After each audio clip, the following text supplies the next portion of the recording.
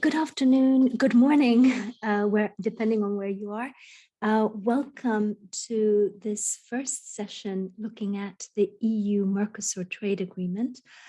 My name is Maria Garcia. I'm from the University of Bath, and it's a real pleasure on behalf of the European Liberal Forum and Paddy Ashton Forum to welcome you all to this session today, where we'll be looking at protectionism and what role it plays in the EU-Mercosur trade agreement and association agreement.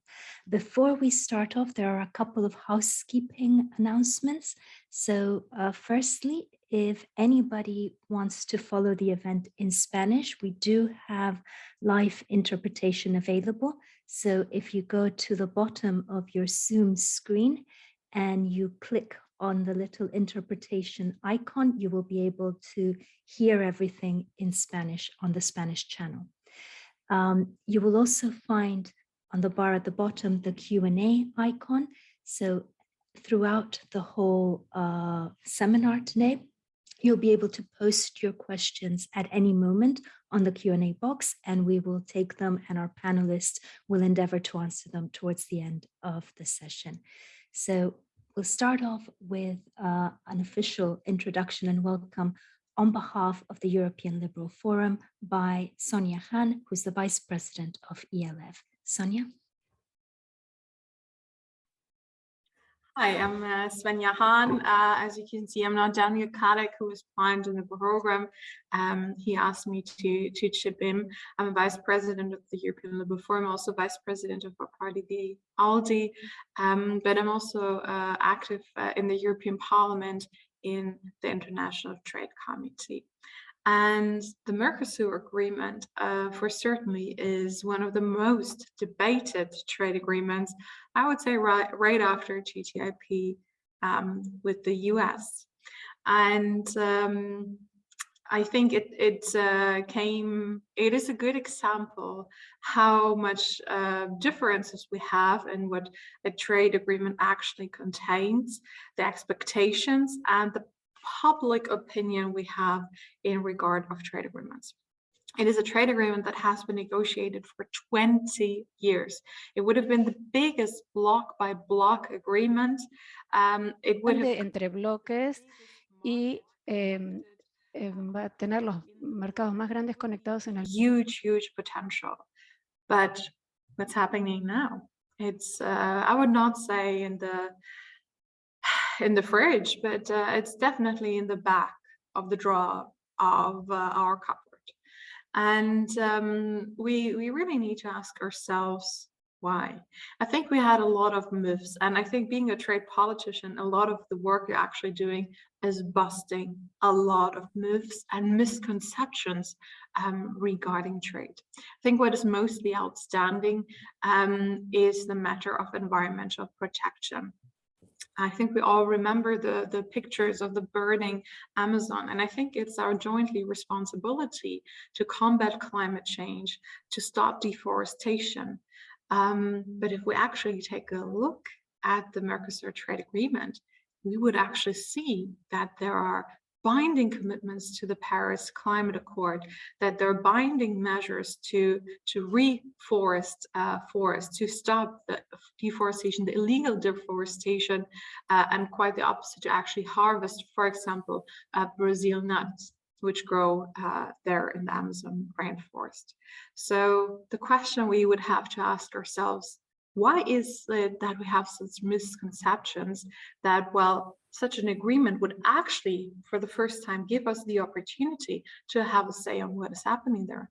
Because without an agreement, Brazil and Mr. Bolsonaro would not have to give a second thought about our opinions.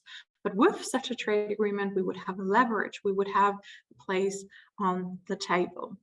So I think a lot of the discussion will be about sobre cómo podemos abordar estos convince people of the potential we have there. That was just as a matter of combating climate change, which is a challenge we all have to face together, but it's also a matter of geopolitics. And we currently see it. We live in a time of autocracy versus democracy.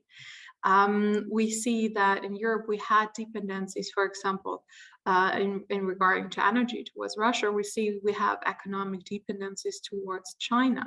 And to get out of this, we need to strengthen our trade relation. We need to diversify our trade relations with other countries.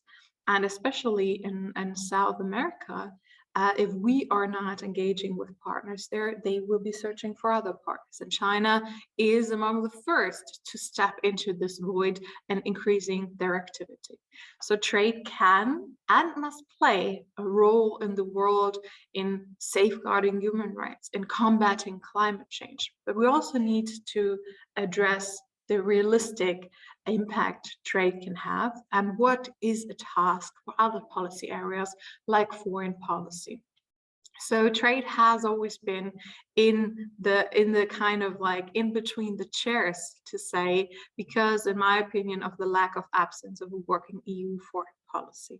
But today we want to focus on the trade side of the potential and how we can actually get to the point to unlock the potential of the Mercosur trade agreement with the European Union. We have some distinguished speakers today. We're really excited about all of you joining us today. And I give back the floor to Maria. Thank you very much for joining this ELF event today. I hope you're going to have a fruitful discussion. Thank you. Thank you. Thank you very much, Svenja. And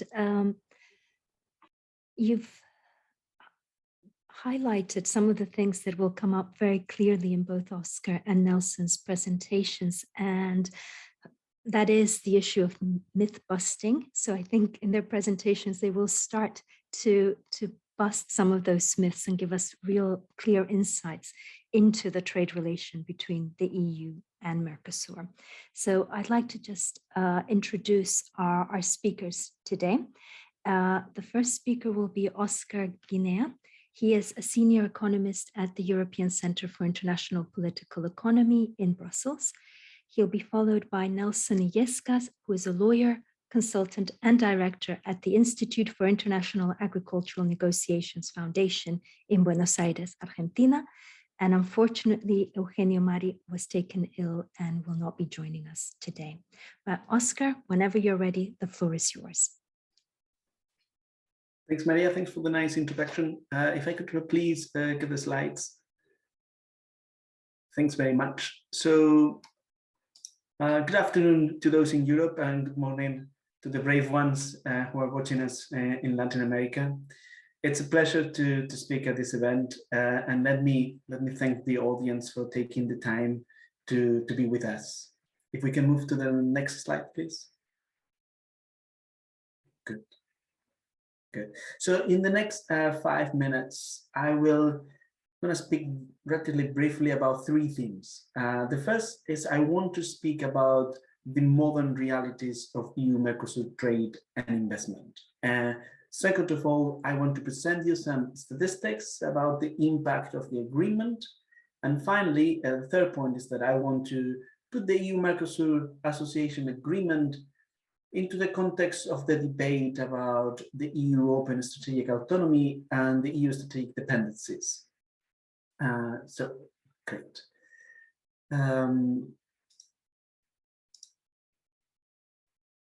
Yes, so basically, the EU-Mercosur trade and investment. So for years, this relationship has been, I would say, misrepresented as one based on all colonial ties and trading commodities. Portugal and Spain leading the way, being the only countries who are interested in the agreement. I think this is wrong. And in reality, all EU member states have developed economic links with Mercosur. And these ties, they basically include all economic sectors such as IT, finance, manufacturing, banking, engineering, chemicals, in addition to, of course, agriculture. Agriculture deserves special attention because of the sensitivities that the sector raises for the ratification of the association agreement. The EU is the largest buyer of Mercosur agriculture exports.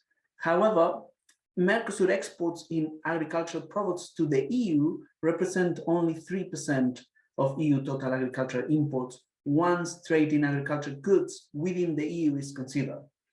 And a significant part of EU imports of Mercosur agricultural products are actually inputs into EU agriculture, into EU agriculture. So Mercosur producers were adding value added to agriculture exports, to European agriculture exports.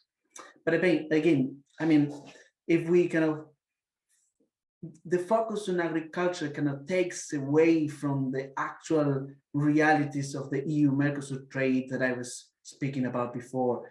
So the Mercosur, let's take this example, Mercosur exports of business services, consulting, etc., to the EU were much larger than Mercosur exports of soja, beef, and sugar to the EU put together.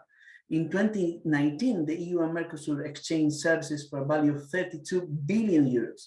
And these figures actually symbolize the movement away from trade in traditional sectors towards trade in more complex products, which is in tune with the realities of modern economies. Let me give you another example. Only the announcement of the association agreement between the EU and Mercosur led to a 10% increase in cross-border internet visits of e-commerce websites between the EU and Mercosur countries. I mean, I think that figure and that stat is really significant. And what is happening in trade is actually mirrored in investment. So I don't know if our audience know that a submarine cable between the EU and Mercosur has been built and is currently working towards supporting direct internet access between the two regions. And this will support trade in telecoms, in business services, in data transfers between companies and consumers within the two regions. So, and Argentina and Uruguay, to give you another example, have received data adequacy from the EU, and Brazil has data privacy laws which actually mirrors the EU General Data Protection Regulation, also known for its acronym as GDPR. So nonetheless, I mean, it's important also to put in context the elephant in the room, or the dragon in the room, is that despite the commercial ties that each region has gradually declined in relevance to one another, which has been exacerbated by the rise of China. And it is China, not the EU, the first destination of Mercosur total exports. And this is why the agreement is important, because the economic relationship between the EU and Mercosur has the potential to become a lot stronger if the rules that underpin those relationships improve. Let's move to the next slide. So what is the effect of the EU-Mercosur Association Agreement, right? Why we should care? Why should we listen to this? So the association agreement will actually eliminate tariffs, will increase import quotas, will offer access to each other's public procurement markets, and will lower non-tariff barriers between the two regions. And these changes will result in high economic growth. The EU and Mercosur countries will see the GDP increase as a result of the agreement. And higher GDP means more employment and high wages. And this economic growth will also increase CO2 emissions, but much less than the proportional increase in GDP, because a lot of the trade will be done in less energy-intensive sectors like services. The figure that you can see in the slide was produced by Maria Concepcion Latorre and others in their study of the economic impacts of the EU and Mercosur Association Agreement that has been commissioned and published by the Spanish government. Yeah, there you are. So the EU-Mercosur Association Agreement, it took more than 20 years to negotiate, a bit like the tango, but its ratification has taken so long that the world has actually changed since the negotiations were concluded 3 years ago. Unfortunately, we went through a global pandemic, experienced shortages of several products, and in February of this year, Russia invaded Ukraine. And in the EU, the policy discussion has actually shifted towards open strategic autonomy and the need to lower EU strategic dependencies. So open strategic autonomy is kind of a relatively open concept, which is actually understood better if we look at the regulation that have been approved or are in the discussion to furnish the policy. And in a way, one could argue that the regulation on due diligence, for instance, on forced labor, on deforestation, could be helpful for the agreement, since there's less need to strengthen the environmental and human rights provisions of the association agreements, since the EU has done it unilaterally. However, others, with good reasons, could actually argue that such a view disregards the cost of these regulations on Mercosur countries, for example, that they have to pay more to comply with the regulation without receiving anything in return. And the association agreement, which actually includes a series of regulatory dialogues that with the autonomous measures will become probably less relevant, since the EU has already regulated on these areas that were supposed to be discussed unilaterally and in an independent and autonomous way. So the discussion on dependencies, however, is probably more helpful to the association agreement, since the agreement offers a tool to diversify imports at a lower cost. And the Russian invasion of Ukraine has actually shown that the EU needs to make friends to get these countries on board and to diversify its sources of supplies across key critical products ranging from minerals, energy, and agricultural commodities to certain chemicals. And some of these are abundant in the Mercosur countries. So, and to make friends and to get the imports that are in high demand, the EU need carrots in addition to, or rather than sticks. So let me move to the next slide, and let me finish by trying to answer the question of the debate, which is protectionism, does it show its face? And the answer is absolutely. Mercosur has a relatively high level of tariffs, and the association agreement offers the EU companies the possibility to be the first in jumping these tariffs. It also offers regulatory and political cooperation between the two regions when the EU wants to be a geopolitical power. So it is actually now the time to ratify the agreement, and we can discuss this later during the questions and answer.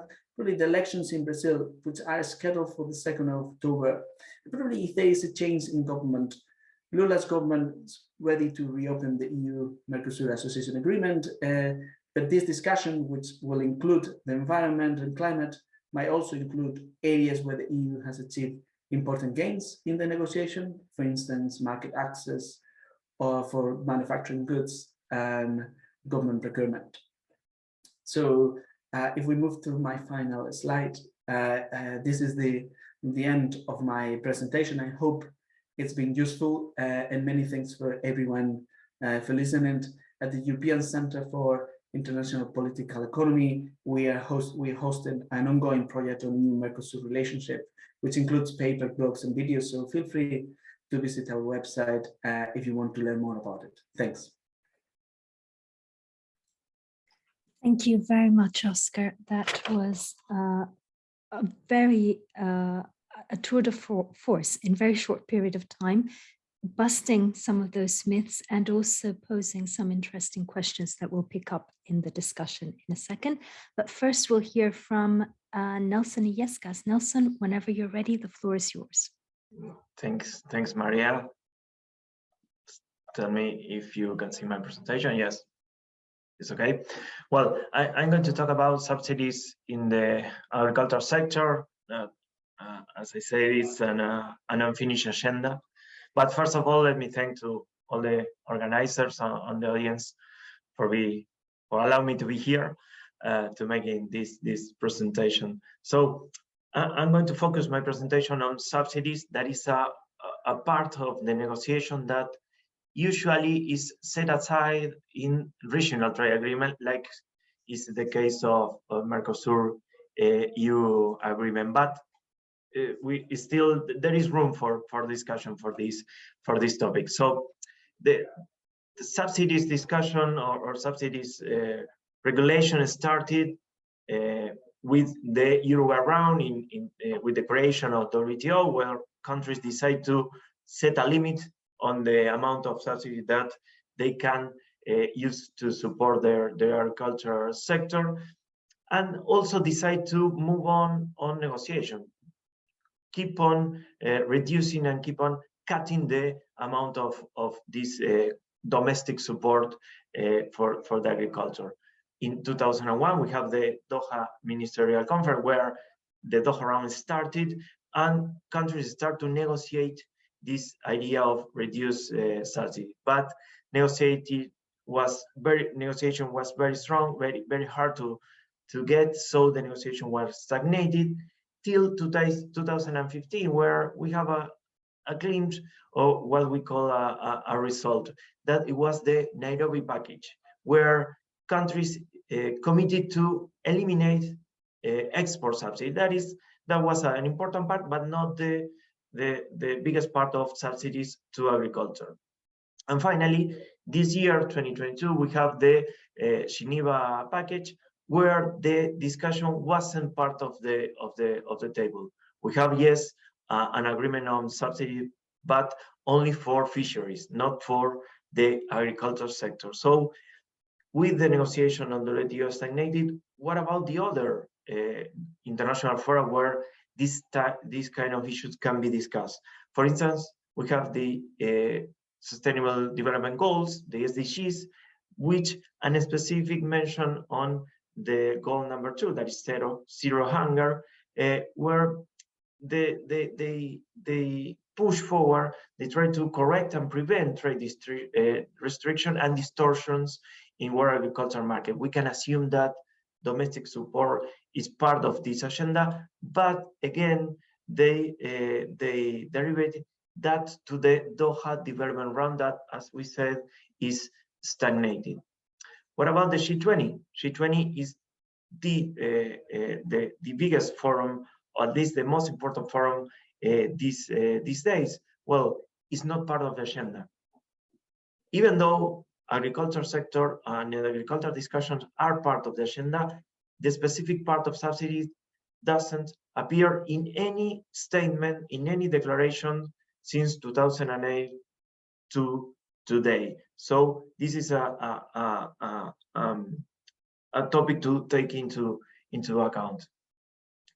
Meanwhile, OECD has shown us how support to agriculture has reached a new record in this year, the 3-year 2019-2021, in comparison to 2018-2020, an increase of 13%, especially giving off the situation of the pandemic.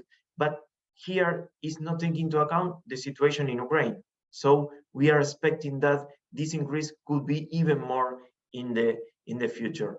And what are the countries that are subsidizing the most? Well, in the past, developed countries were responsible for most of the 80% of the subsidies amount, but nowadays, developing countries with China, Indonesia, Turkey, and some others are the ones that are increasing a lot the use of this type of measures. We can see this in these slides, where developed countries have reduced the use of this type of subsidies, but still remain very, very important for the amounts of domestic support. And this, while I was preparing my presentation, this report came up a couple of days ago with a couple of very important international organizations that they start talking about that is needed a more broad-based cooperation on subsidies. We are all agree on that, but then they say that government should work expeditiously to clarify and strengthen international disciplines around subsidies, while recognizing that the important role that well-designed subsidies can play in some circumstances. It's very important, this change of language. Keep on that, because in FAO we have the same idea. En la FAO tenemos esta misma idea de cambiar los objetivos de las subvenciones, pero no de reducirlos. Así que ahora estamos hablando de una readaptación. For countries like ours in the past. So we have this report from 2021, well, this multi-billion-dollar opportunity with a focus mostly on environmental issues. And this year, with the state of food insecurity, the repurposing again is part of the language, but now is about changing the foods to the consumers. So changing from some types of products that are being subsidized, for instance, cereals and cattle, to another products like fruits. So again, this concept of repurposing than eliminating the subsidies. And what about regional trade agreements? Regional trade agreements are not the place where subsidies are discussed. Most of the regional trade agreements directly say that all the subsidies must be in order or must be conform to the provision of WTO. So as we see, WTO is stagnated. So some other address this topic and say that we have to reduce agricultural subsidy, but there are no commitments on that. So it's very hard to find a place to discuss these kind of topics. There are some free trade agreements that are trying to go beyond the WTO rules, containing, for instance, provision disciplining the behavior of state-owned enterprises, or trying to create a list of prohibited subsidies, but are the least. And what about Mercosur EU? That is the one that we are talking in this seminar. Well, they have a part, the agreement have a part, a specific part on subsidies, with some principles that, let me quote, it said subsidy can be granted by a party when they are necessary to achieve a public policy objective. The parties acknowledge, however, that certain subsidies have the potential to distort the proper functioning of markets and undermine the benefits of trade liberalization. And then they open to cooperation, in order to coordinate positions and proposals on WTO to improve transparency. That is a very important issue in this kind of measures. Make some analysis of the impact, and finally to exchange information. But again, there are no commitment to reduce or to eliminate these kind of measures.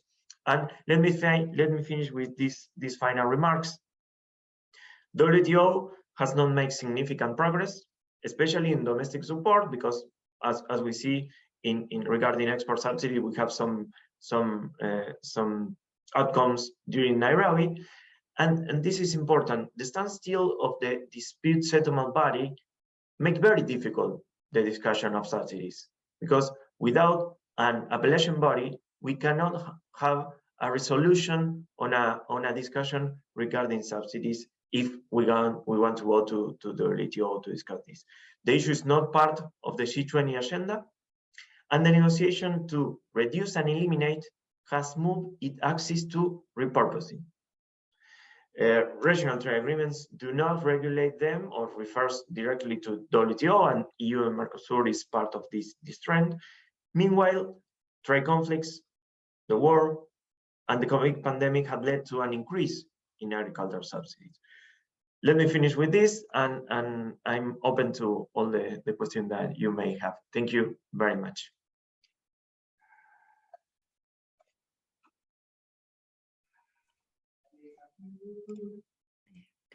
Thank you very much, Nelson. That was, again, very informative.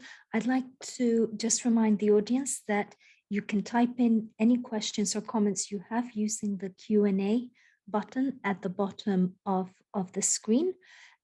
So whilst you think about questions and start typing them up, I'll start off the discussion with Oscar and Nelson with some ideas we had pre-prepared. Nelson, I think I'd like to ask you a little bit more about the precise implications of this shift to repurposing agricultural subsidies away from the reduce and eliminate approach. Now, we know that throughout years at the WTO, the discussions on agricultural support, even though they were about reduction and elimination of subsidies, have really countries have essentially morphed their measures to green box measures, to measures that would be allowed under the WTO. So they haven't necessarily eliminated agricultural support. And of course, countries with lower levels of support, typically the Australias, the New Zealands, the Cairns Group, the Argentinas and Mercosur countries included in here, have also opposed these shifts over the last decades at the WTO. So is this repurposing debate fundamentally different, or is it just more of what we've been seeing over the last decades? No, yeah, there are a couple of things on that. First of all, this idea of repurposing starts mostly on FAO. First of all, in the 2021 report, while they are saying that we should shift from some subsidies that are increasing the greenhouse emissions because they are subsidizing some sectors that are more intensive on this kind of emission, switching to another sector that are less contaminant or less emitters than the previous one. But again, they are not talking about reducing or even eliminating. So the effect, it remains the same. Así que el efecto sigue siendo el mismo con respecto a nuestra discusión. Este año, con la take into account that the agenda of food security has grown importance in the recent months, especially because of the conflict in Ukraine. But we have been facing an increasing inflation in the world. So this is the food security is a key issue nowadays. But still, even though food security is very important, repurposing from one sector to another is not going to solve the question. It's not going to solve the situation. We are we have been saying that, okay, but if you are shifting the products from cereals or cattle to, for instance, fruits or some other products, you still are using a lot of funds, a lot of taxpayer money to subsidize sectors that not are necessarily efficient producers of this type of products. So still is an issue. And regarding the Cairns group, while the MC12 was being developed in Geneva, some private institution of the Cairns group prepared a declaration about this topic. And one of the key issues that they were mentioned, that subsidies, domestic support, still a very important issue, and it should be part of the agenda, because now we are talking on WTO about the reform of WTO, to add new topics, to move forward to another issue that are very important in, for instance, electronic trade or environmental issues. But still, we have to close this topic. Domestic support, that still matter, domestic support, and not be fulfilled with this idea of only to repurpose these subsidies. Thank you, Oscar. I think part of the problem is we keep going round and round in circles in international trade negotiations, especially on issues of agriculture, with different iterations, different nuances, but it does seem to go round and round. And I suspect if it took the EU-Mercosur 20 years to negotiate the agreement, we can probably expect at a global level negotiations to be even more challenging. So we all know that the challenges of the agricultural offer was one of the sticking points and one of the reasons why these EU-Mercosur negotiations went on for 2 decades. And no sooner had those negotiations been concluded that concerns over the next steps started to arise. There was that very public spat between French President Macron and the Brazilian President Bolsonaro over the fires in the Amazon and land clearing, etc., and Macron's insistence on incorporating the Paris Agreement into the trade agreement and the association agreement between the EU and Mercosur. But we also know that throughout the negotiations, from the European perspective, European agricultural sector, particularly in France, had been opposed to giving a more generous market access offer to Mercosur, and that had been a key sticking point, and the reason why a number of deadlines were missed throughout those 20 years. So, do you think that the environmental agenda has been used as a more acceptable form argument to glance over that protectionism? It's not politically correct to say, oh, we want to protect European agriculture, we will listen or pay heed to these arguments, whereas an environmental rationale is more popular. It sounds better. To what extent do you think that that has evolved in that manner?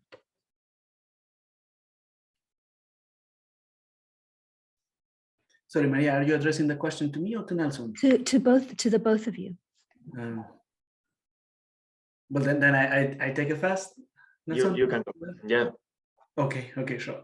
So let me kind of start answering that question, saying that the EU-Mercosur Association Agreement is probably one of the most advanced in terms of provisions on energy, climate, environment. They're all there.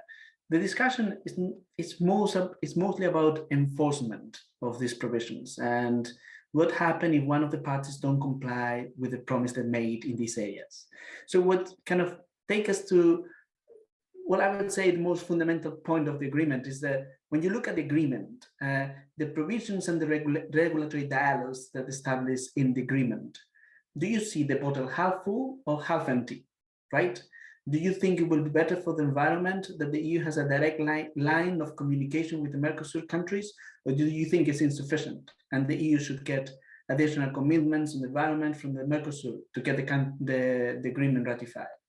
And we should definitely have this discussion, but we should set also some basic facts as well. As I said in my previous remarks, the Mercosur agriculture exports to the EU were just 3% of EU total agricultural imports, because most of the EU agricultural consumption comes from within the EU single market. The agreement will not increase trade in soja because the EU already imports soja at zero import tariff. And the increase in beef quotas from Mercosur as a result of the agreement is equivalent to 2 steaks per EU citizen. So the agreement will increase CO2 emissions. Yes, I saw that in our graphs, but it will also support the modernization of the economy and technological progress that you also need to fight climate change. So there is no question also that, deforestation is a problem, and it's a problem that affects us, all of us, independently of where you live. So the drivers of deforestation, say, for instance, mining, agricultural production in illegal properties, or land grabbing. I mean, these are real issues that are happening now, and they're happening in some of the Mercosur countries, but they're also happening in the French Guiana. These very difficult issues to tackle. So, and they're not necessarily related or as a consequence of the agreement itself. So to answer your question, I'm going probably sideways, Maria. So any potential environmental effect, negative environmental effect of the agreement should be contextualized. And it's important to remember also that many of the EU agricultural products, such as wine or cheese, will gain significant market access in the Mercosur and will gain out of the agreement. In relation to climate, it probably is this kind of the sticking point here. My personal impression, and this is just my personal impression, is that maybe some people actually see the agreement as an opportunity to include commitments that they couldn't include in the Paris Accord, for instance, itself. But the EU should be mindful that if it asks too much of its partners, they may actually lose what it has been already achieved, which is substantial and I would say meaningful. The agreement will be done with Mercosur countries, not necessarily with Bolsonaro and Lula, and in the sense that the agreement should be seen, from my point of view, as an opportunity to create tools that the EU can build upon in order to advance its global environmental and climate goals. Thanks. Thank you very much, Oscar. Nelson? Yeah, let me add something about the. I think I like to think that having an agreement is way better than doesn't have an agreement at all, especially regarding there are some commitments, as Oscar was mentioned, that could be enforced through this agreement, and I think there is a misinformation regarding what about the upcoming effects of the agreement for the European producers or agricultural producers. The text and the clauses of the agreement take into account very precisely the sensitives of both sides. So with quotas and with programs of degradation or reduction of tariff, I think they make negotiators make a great work on that. And again, for me, Mercosur could be also a key partner for EU in these current circumstances. In these times with concepts like friendshoring and nearshoring that are coming to the table, for me, Mercosur and EU, they have more to win than to lose to ratify this agreement, especially on agriculture and especially on environmental issues. And thank you very much to you both. And I think part of that discussion should also be the fact that in the last years, the EU has put much greater emphasis on the enforcement of its trade agreements. The new chief enforcement officer position within the Director General for Trade is important in that respect, and part of that is actually to receive complaints or information about the implementation of environmental and labor aspects of trade agreements.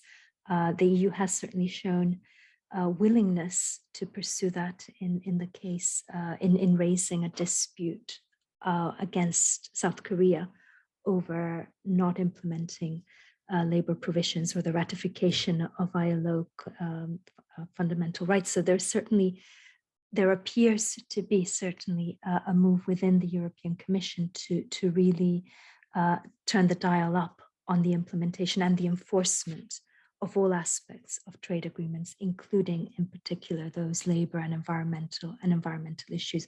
So as both of you have highlighted, that idea of having a foot in the door, of having these dialogues, of being able to bridge that gap and work together certainly has potential. It's just that it does take time. And I think we can all think of lots of examples of these things taking time. I have another question, but I'm going to take some of the questions that are coming in through the Q&A box because they are very germane to what you've just been discussing. So thank you for those questions. And to the audience, please keep posting your questions in the Q&A box. So Ivana asks, regarding agricultural issues in this agreement, what do our panelists think is going to be France's position? So it's known that it will be one of the countries whose agricultural sector is likely to be more hit by the agreement. And certainly they've made it very clear that they're not happy about the EU-Mercosur agreement. So what do you think France's position might be, and how might that affect what happens next?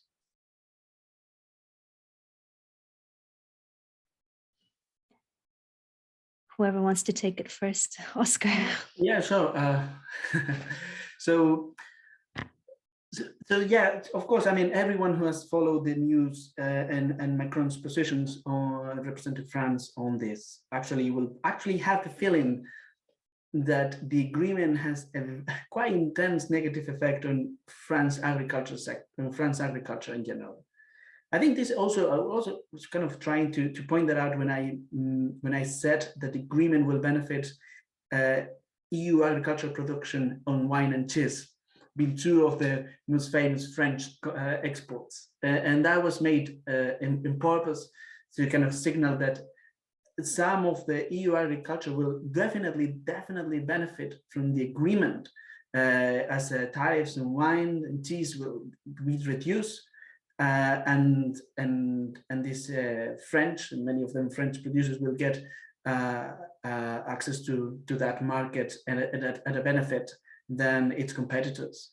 In terms of some of the sectors will lose out, that's definitely true.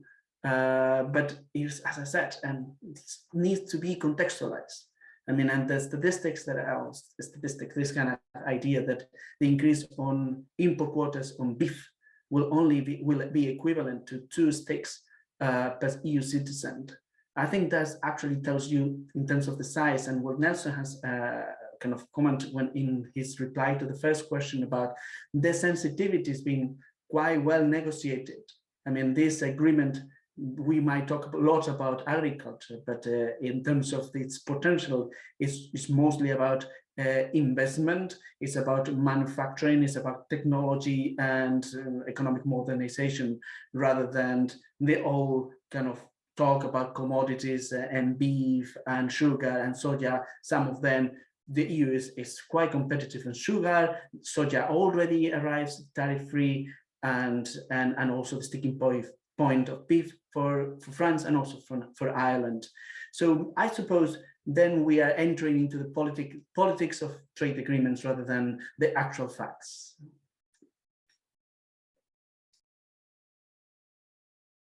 Sorry, Nelson, do you have anything to add?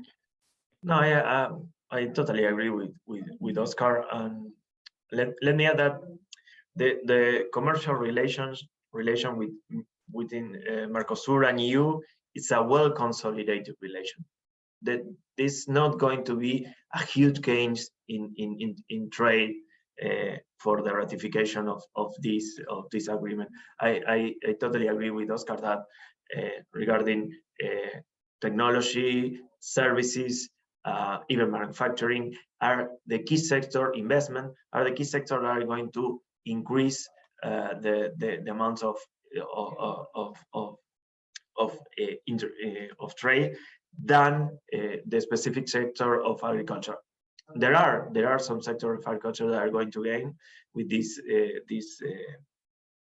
agreement, but let me say to all the Europeans, the Europeans in the audience, don't worry about. Sobre todo con los públicos y el europeo, no se preocupen por el Mercosur. Mercosur no es un tema clave.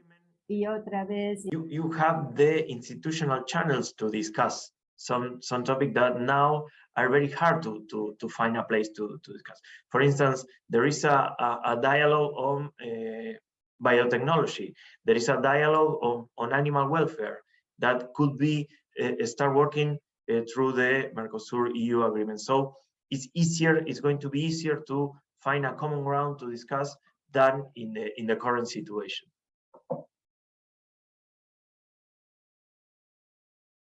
Thank you very much. Again, this idea of building institutions for the future comes through. So I'll keep going through some of the questions in the Q&A. Federico Fernandez asks, wouldn't a full functioning EU-Mercosur agreement provide technology to Mercosur countries to be greener and produce goods in a greener way if this were needed? So if you could comment on that and on any provisions specifically relating to technology transfers and cooperation in the green economy. I can say that if they want,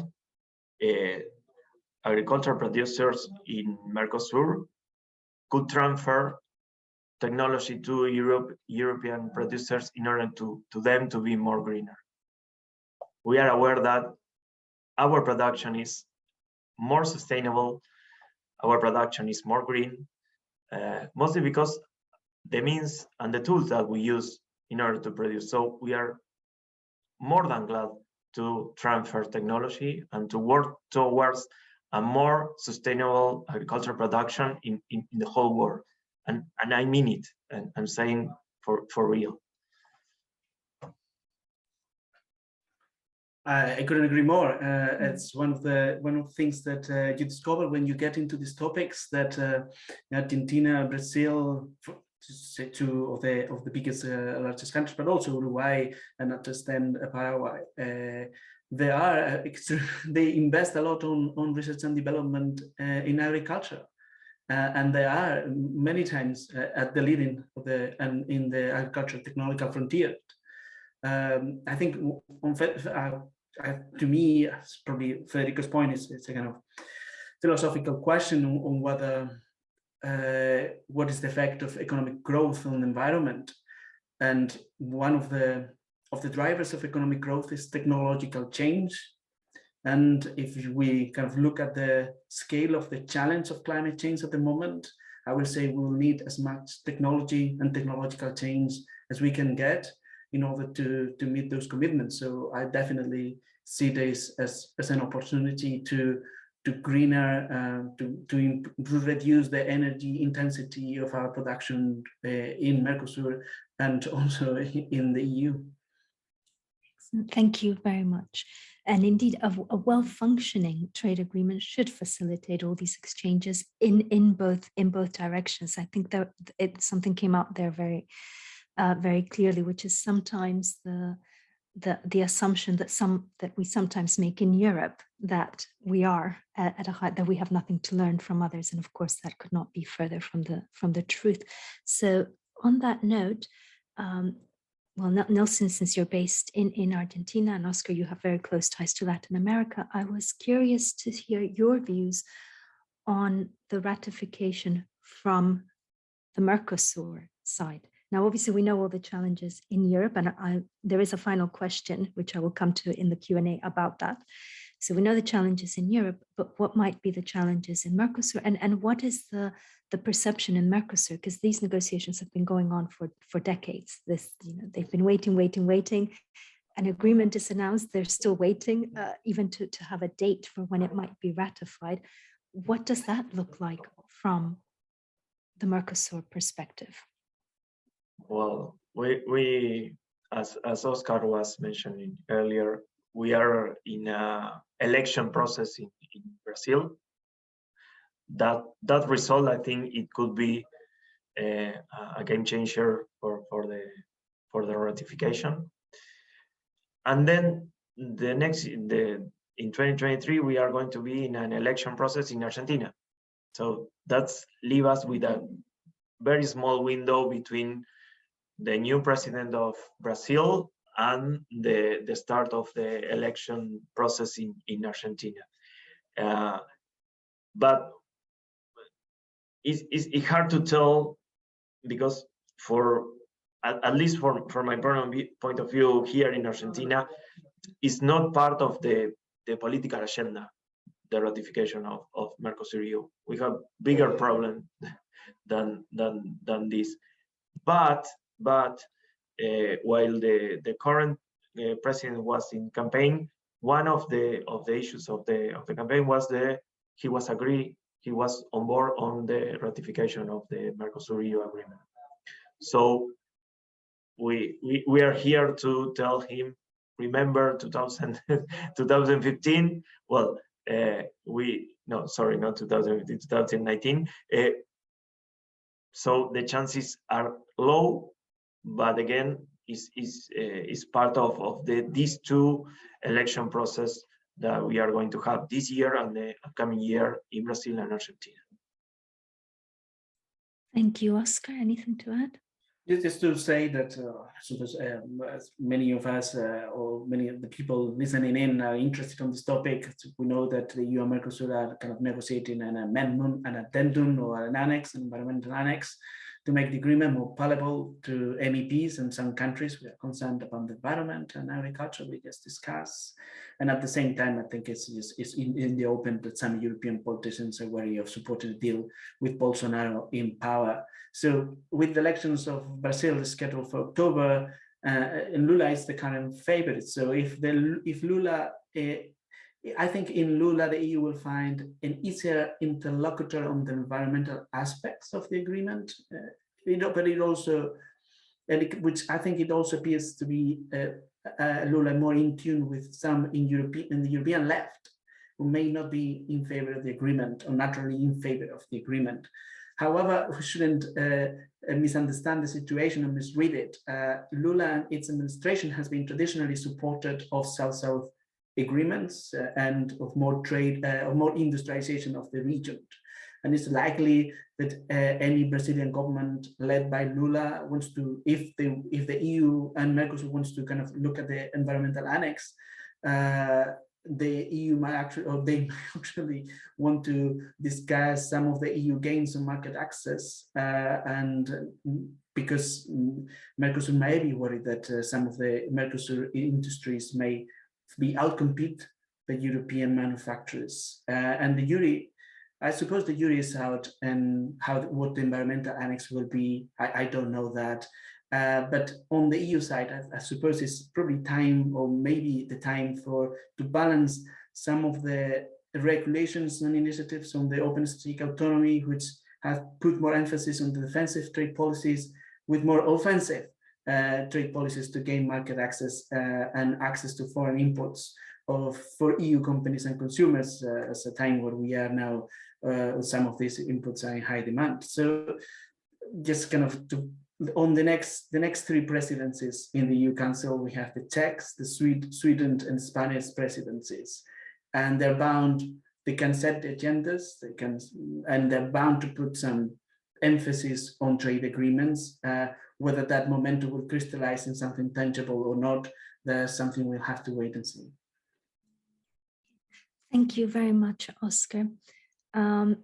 So we'll take one final question from the Q&A, which relates to this ratification, the prospects for ratification. So the world has changed, as you started off saying, since this agreement was finalized. The world has changed. We've had COVID, we've got the war in Ukraine, we've got a completely changed geopolitical situation. And I think you've both made the point that there is a lot to be gained from both sides for having this agreement, and it fits in quite well with the more geostrategic and geopolitical take that the EU is trying to bring to trade policy in terms of diversification of partners, etc.